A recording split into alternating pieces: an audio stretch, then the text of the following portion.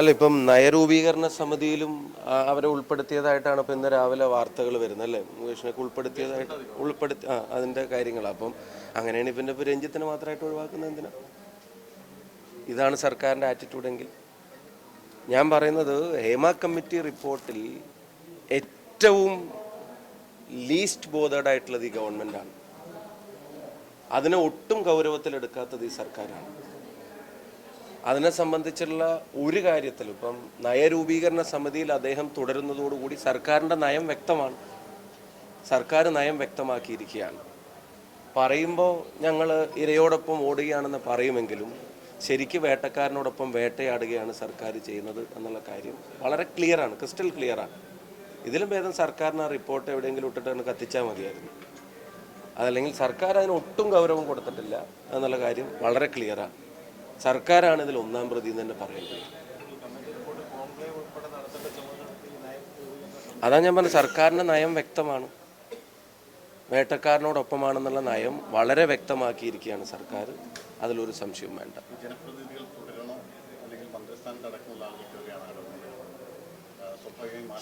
ഇതിലിപ്പം ഇവർ പറയുന്ന കാര്യങ്ങൾ, ഇപ്പം കുറ്റം ചെയ്താൽ നടപടി, അന്വേഷണം നടത്താതെ കുറ്റം ചെയ്താൽ നടപടി എന്ന് പറഞ്ഞിട്ട് എന്താ കാര്യം? മന്ത്രിയുടെയൊക്കെ പറച്ചിൽ കേട്ടാൽ ആദ്യം ഇവരൊക്കെ ഒഴിയുന്നതിന് മുമ്പ് ആദ്യം ഒഴിയുന്നത് ഇതിൻ്റെ ചുമതലയുള്ള മന്ത്രിയാണ് സജി ചെറിയാൻ. അവരുടെയൊക്കെ പറച്ചിൽ കേട്ടാൽ ഇത് പിന്നെ സ്വമേധയാ അങ്ങ് തെളിഞ്ഞോളും, സർക്കാരിനൊരു ഉത്തരവാദിത്വം ഇല്ല, അന്വേഷണ സംവിധാനങ്ങൾക്കൊരു ഉത്തരവാദിത്വം ഇല്ല എന്നൊക്കെ പറഞ്ഞ് അത് പറഞ്ഞു ഒഴിയുകയാണ്. ഞാൻ എൻ്റെ ആദ്യത്തെ വാചകത്തിലെല്ലാം ഉണ്ടെന്നാണ് എൻ്റെ വിശ്വാസം.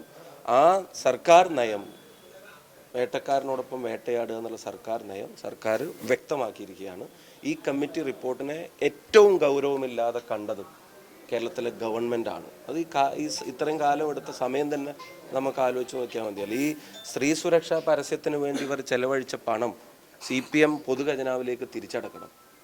ഒരു വശത്ത് പൊതുനികുതി എടുത്തിട്ട് ഇതിനൊക്കെ ചെലവഴിക്കുക, അതേസമയം സർക്കാർ സംവിധാനത്തിൽ ഇരുന്ന് ഇത് മൂടി വെക്കുക.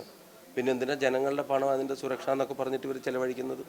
ആ പണം CPM പിന്നെ പൊതുഖജനാവിലേക്ക് തിരിച്ചടക്കണമെന്നാണ് ഞങ്ങളുടെ അഭിപ്രായം.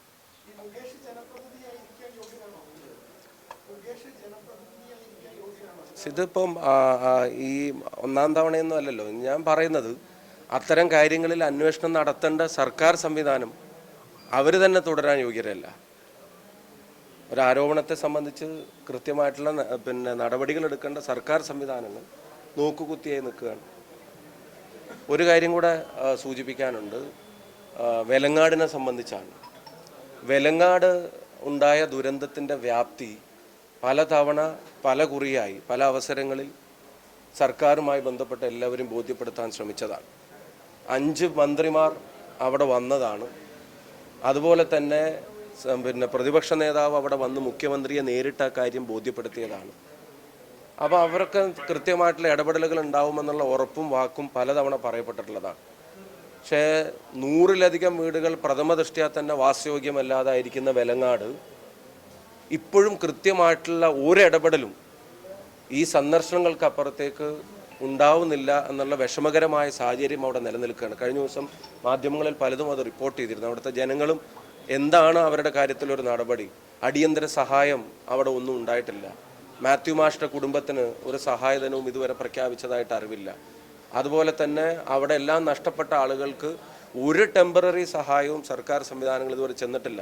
പഞ്ചായത്തും പിന്നെ MLA എന്നുള്ള നിലക്കും MP എന്നുള്ള നിലക്ക് പിന്നെ ഞങ്ങൾ അവിടുത്തെ പ്രാദേശികമായിട്ട് ജനങ്ങളുടെ സഹായത്തോടെ അവർക്ക് തൽക്കാലം ചെയ്യാൻ കഴിയാവുന്ന കാര്യങ്ങളൊക്കെ ചെയ്തു കൊടുക്കാൻ ശ്രമിക്കുന്നുണ്ട്. അവിടെ പിന്നെ സഭയും ബിഷപ്പ് ഉൾപ്പെടെയുള്ള ആളുകൾ വന്ന്, അതുപോലെ തന്നെ തങ്ങളും കുഞ്ഞാലി സാഹിബ് ഉൾപ്പെടെയുള്ള ആളുകൾ വന്ന് അവരൊക്കെ ജനങ്ങൾക്ക് ചെയ്യാൻ വേണ്ടി കഴിയാവുന്ന കാര്യങ്ങൾ ചെയ്യാൻ ശ്രമിക്കുന്നുണ്ട്. പക്ഷേ ഇപ്പം വയനാടിൻ്റെ കാര്യത്തിൽ ഉണ്ടാവുന്നത് പോലെ കൃത്യമായിട്ടുള്ളൊരു അടിയന്തര സഹായവും ഒരു പാക്കേജും ഒക്കെ പ്രഖ്യാപിക്കേണ്ട സമയം വെലങ്ങാടും അതിക്രമിച്ച് കഴിഞ്ഞിരിക്കുക. വടകര കോൺസ്റ്റിറ്റ്യുവൻസിയുടെ ഭാഗമായിട്ടാണ് വെലങ്ങാട് നിൽക്കുന്നത്. അപ്പോൾ ആ കാര്യത്തിൽ ഏറ്റവും പെട്ടെന്ന് തന്നെ ജനങ്ങളുടെ ആശ്വാസത്തിനും സഹായത്തിനും എത്തുന്ന നടപടികൾ, ഇനി പ്രഖ്യാപനങ്ങളോ അല്ലെങ്കിൽ സഹായിക്കുമെന്നുള്ള വാക്കുകളോ അല്ല വേണ്ട, നടപടികൾ എത്രയും പെട്ടെന്ന് തന്നെ പിന്നെ എടുക്കാൻ സർക്കാർ തയ്യാറാവണമെന്ന് ആവശ്യപ്പെടുന്നു. പിന്നെ ഇനി അത് ഒട്ടും വൈകിക്കൂടാ. അവിടെ ജനങ്ങൾ ആകെ ആശങ്കയിലാണ്. എവിടെ പിന്നെ ക്യാമ്പുകൾ അവസാനിപ്പിച്ചു, പലരും ദൂര സ്ഥലങ്ങളിൽ പോയിരിക്കുകയാണ്. താൽക്കാലികമായി താമസിക്കുന്നവർക്ക് മാസവാടക ഇനത്തിൽ ഇതുവരെ ഒന്നും പ്രഖ്യാപിച്ചതായിട്ടോ ഒന്നും കൊടുത്തതായിട്ടോ അറിവില്ല. താമസിക്കാൻ സ്ഥലം കണ്ടെത്താൻ കഴിയാതെ കുറേ ആളുകൾ പ്രയാസത്തിലാണ്. അപ്പോൾ അവിടെ അനുഭവപ്പെട്ട പല പ്രയാസങ്ങളും അതേപടി നിലനിൽക്കുകയാണ്. ആളുകൾ സ്വന്തം നിലക്കും ജനങ്ങളുടെ സഹായത്തോടെയും അതിജീവിക്കുകയാണ്. സർക്കാർ സംവിധാനങ്ങൾ കൂടുതൽ എഫക്റ്റീവായി വെലങ്ങാടിൻ്റെ കാര്യത്തിൽ ഇടപെടണം. ഞാൻ ബഹുമാനപ്പെട്ട മാധ്യമ പ്രവർത്തകരോടും പറയുന്നു.